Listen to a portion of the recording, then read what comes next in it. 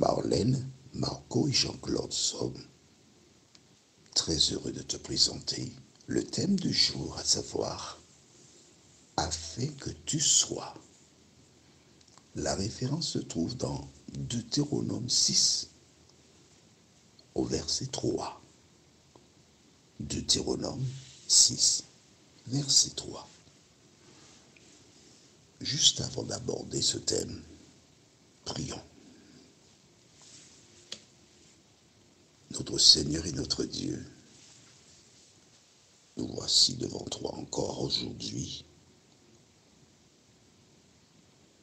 avec le désir de comprendre la parole. Merci de continuer de nous éclairer. Merci de te révéler à nous et aide-nous jour après jour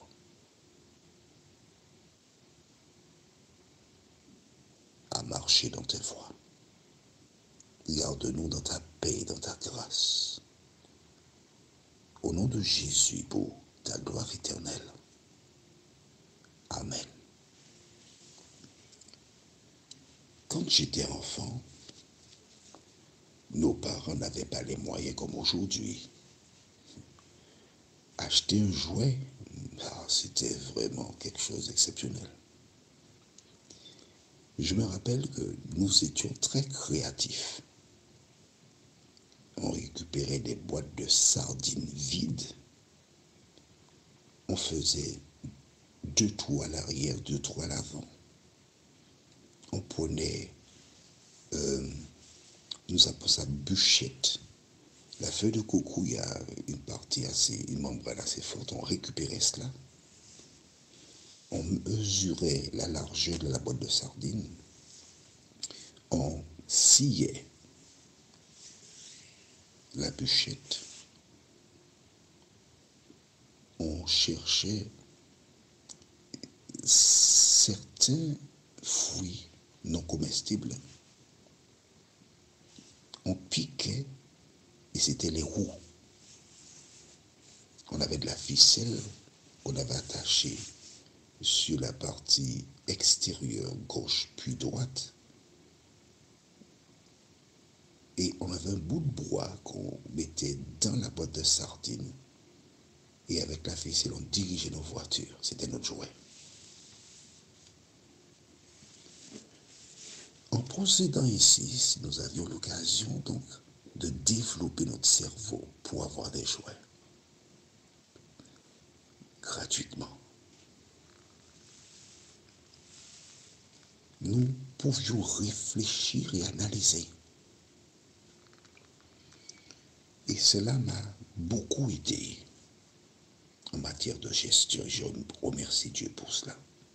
Mais aujourd'hui, avec tout ce qui existe, nous pouvons mieux faire. Parce que j'aimais beaucoup la musique, mais mes parents n'avaient pas les moyens. Donc tardivement, j'ai pu m'acheter un saxophone et je joue du saxophone soprano. J'étais chez un ami, Jean-Pierre Tirnan. Et puis le vendredi soir, on jouait ensemble, c'était bien, du côté de Bonne-Pitour à la Martinique. Mais pourquoi je te dis cela? Avant de penser à avoir des enfants, toi, en tant que parent, tu dois te préparer pour cela. Combien de livres as-tu lu sur l'art d'être parent? Qu'est-ce qu'un parent? Ah, je sais, j'avais des parents. Tu avais des parents qui sont arrivés dans une relation avec leur bagage. Ton père avait un bagage, ta mère avait un bagage. Et parfois, leur bagage n'était pas identique parce qu'ils venaient de milieux différents. Ils avaient des pratiques différentes. Et il fallait qu'ils harmonisent leurs pratiques, c'est-à-dire qu'ils échangent leurs connaissances, leurs compétences, et qu'ils puissent décider ensemble de ce que nous voulons mettre en place. Mais souvent, les personnes qui sont mariées n'arrivent pas à partager, à échanger. Et souvent, Ce sont deux célibataires qui cherchent à imposer leur vision à leurs enfants. Et ça, Dieu le voit. Dieu voit qu'il y a une situation conflictuelle qui sera nuisible pour l'enfant ou pour les enfants. Et il fait ce qui est le meilleur pour toi.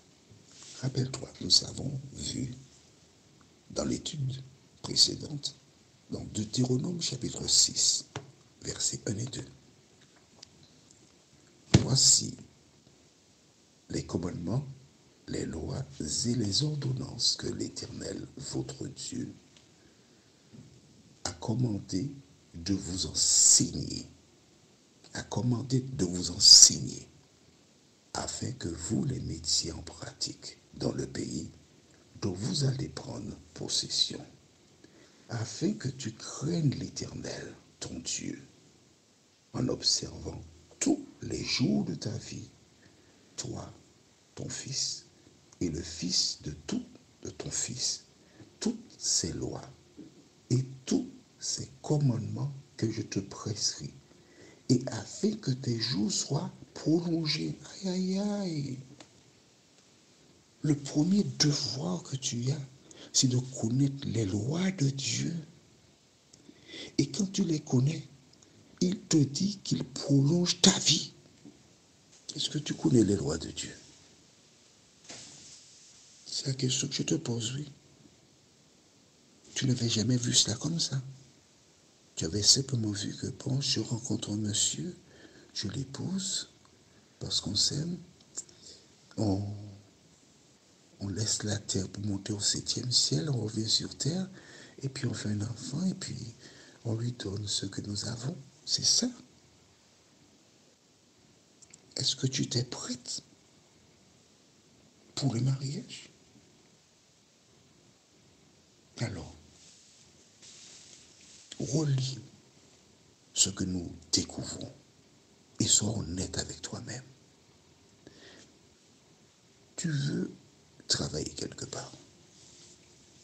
Tu demandes à un monsieur du travail et il te décrit ce que tu dois faire. Tu entends, tu analyses, tu comprends et tu vois que tu rentres dans les cordes, c'est-à-dire que tu es en mesure de faire ce qu'on te demande. Le monsieur aussi, il doit s'assurer que tu as bien compris, que tu es compétente. As-tu déjà vu un patron embaucher quelqu'un pour une mission, une personne qui est incompétente? Un exemple plus simple, encore plus concret. J'ai une entreprise de tourisme et j'ai besoin de personnel pour la visite de lieux. Parmi les personnes qui viennent visiter l'île, il y a des Espagnols, il y a des Anglais. Dis-moi, qui vais-je embaucher? Une belle jeune fille qui a un beau sourire, qui ne parle pas un mot en anglais, ni en espagnol, ou bien quelqu'un, même si elle n'a pas le sourire, mais elle parle la langue. C'est à elle que je confierai donc la mission. Pourquoi veux-tu que Dieu te confie des enfants quand tu ne connais pas ce qu'il attend de toi en tant que parent? Explique-moi ça. C'est la même chose, oui. Lisons la référence du jour. Deutéronome 6, verset 3.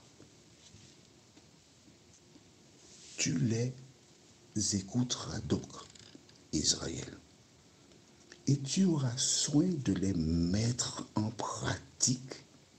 Pourquoi? Afin que tu sois heureux et que vous multipliez beaucoup, comme te l'a dit l'Éternel, le Dieu de tes pères, en te promettant un pays où coule le lait et le miel. La responsabilité d'éduquer les enfants repose exclusivement sur les parents. quand le téléviseur fit son apparition, pour avoir la paix, les enfants allaient regarder la télévision.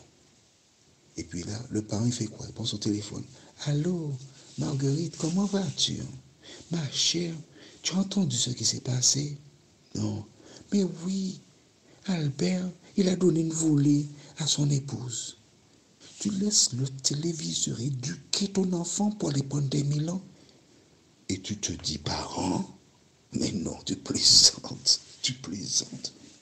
Ton devoir en tant que parent, c'est de préparer tes enfants afin qu'ils grandissent dans la crainte de Dieu et qu'ils soient à même demain de transmettre à leurs enfants la crainte de l'Éternel. Si, je ne te dis pas, il ne faut pas regarder la télévision, je n'ai pas dit ça, hein. Mais que regarderons-nous à la télévision? C'est toi qui dois faire l'éducation de l'enfant. Voilà, voici le programme. Dans la journée, on peut regarder certaines choses. Qu'allons-nous regarder? Pourquoi allons-nous regarder tel programme? Qu'est-ce que tel programme nous apporte? C'est là que tu apprends à l'enfant à observer, analyser, sélectionner, choisir ce qu'il doit regarder. Si tu n'apprends pas à l'enfant à gérer le téléviseur, que se passera-t-il? Je peux te dire qu'il passera beaucoup de temps devant la télévision. Parce qu'il y a toujours des choses intéressantes à regarder. Mais combien de temps passe-t-il à prendre un livre pour lire, pour découvrir l'orthographe, pour apprendre à écrire? Qu'est-ce que tu prépares? Qu'est-ce que tu prépares? Est-ce que tu prépares un citoyen pour le ciel, mais un citoyen pour juste vivre dans les plaisirs sur la terre? Tu dois apprendre à l'enfant à organiser sa journée. Aujourd'hui, il est plus facile de faire de la musique. Je te suggère de voir avec l'enfant, est-ce que tu aimerais faire de la musique? Oui, quel instrument? En faisant cela, l'enfant apprendra le solfège. Il fera de la musique. Il va à l'école.